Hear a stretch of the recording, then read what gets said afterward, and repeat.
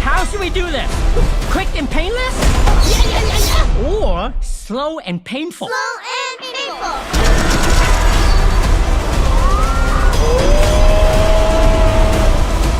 You finally met your match, chameleon.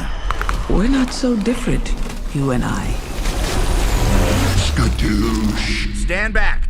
I'm gonna kick my butt. Just got home from seeing Kung Fu Panda 4. Sorry for my sleepy appearance and voice.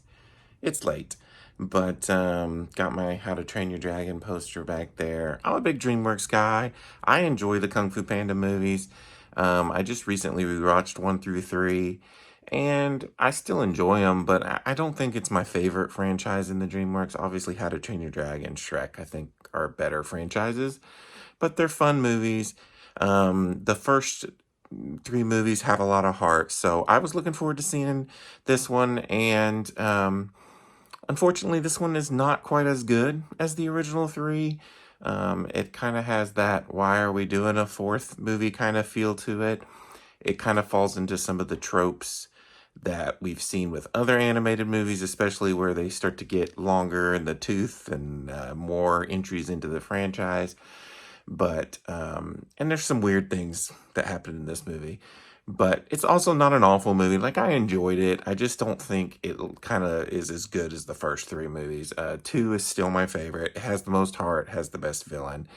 This one, so we start off with, Po. He's a badass now. He has, mastered his skills. He's living the life as the Dragon Warrior. He is just having a good time. For some reason, the 5 are off doing stuff on their own, and I'm guessing this is where the weird stuff starts to kick in, because I'm guessing they didn't want to pay Angelina Jolie and Seth Rogen and Jackie Chan for their 2 lines per movie. I don't know why we couldn't have these characters in this movie, especially because like I said, this starts to go for the tropes of all these animated movies. We start to add a bunch of new characters, and I get it. You know, we get a new villain, and we add a new side character in Aquafina. Cool. But then we start adding all these other characters. We have this whole underground with this armadillo character, and it was just like, why are we adding all these new characters when we have characters that we could use from before? Doesn't make a whole lot of sense to me. I don't know why they do this. Things that it made me feel like the Ice Age movies. Like at first, the Ice Age had this core group of cast. We added a character in the next movie, then we had some more characters, and then by the 4th and 5th Ice Ages, we were adding 50 new characters a movie. I don't know. I don't get why they do that. But the story here is Po, like I said, is living his grand life as a dragon. Now he has to pass on. He has to basically pick a new Dragon Warrior, and he has to have this new position. He doesn't really want to do it. Enter Aquafina, who gets caught trying to steal stuff, and also there's a new baddie who, the chameleon, can basically...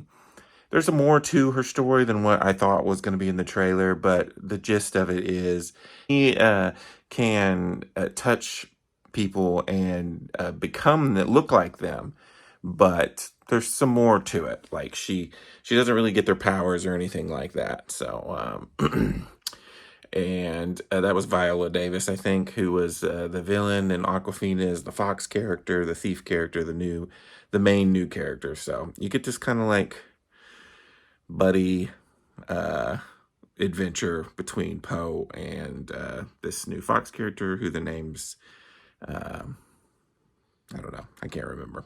That's your basic story. It's got some really cool action, and I will say they stepped it up animation wise. It looks great. Pretty much all the DreamWorks movies have really looked great here lately. Puss in Boots looked great. The bad guys had a really cool, unique, interesting look to it. This one looks more like traditional Kung Fu Panda. The action scenes, I think they stepped up a notch. There were some really cool ones in here that were really good. There is kind of a couple twists towards the end of the movie, but I don't know. It was paced a little weird. The beginning takes a while to get into it, and then it kind of just ends There's a cool song at the end, which I'm sure most people know about already. But yeah, I thought it was fine. It's not as good as the other three. It's not, it was packed, and I know people obsessed with Kung Fu Panda. And there are a couple moments that were laugh out moments, but for me, the funniest parts were in the trailers, so that was kind of disappointing too. If you like the Kung Fu Panda movies, you're gonna go see this. You're gonna probably couldn't enjoy it more than me, but for me, I thought it was okay. I'll get it and add it to the collection, but also I'm kind of like, do we need to keep going with the Kung Fu Pandas? It's one of them franchises where I think, let's just leave well enough alone. So I'm going to give Kung Fu Panda 4 a 3 out of 5. And until next time, this is Randy Cage. Peace out.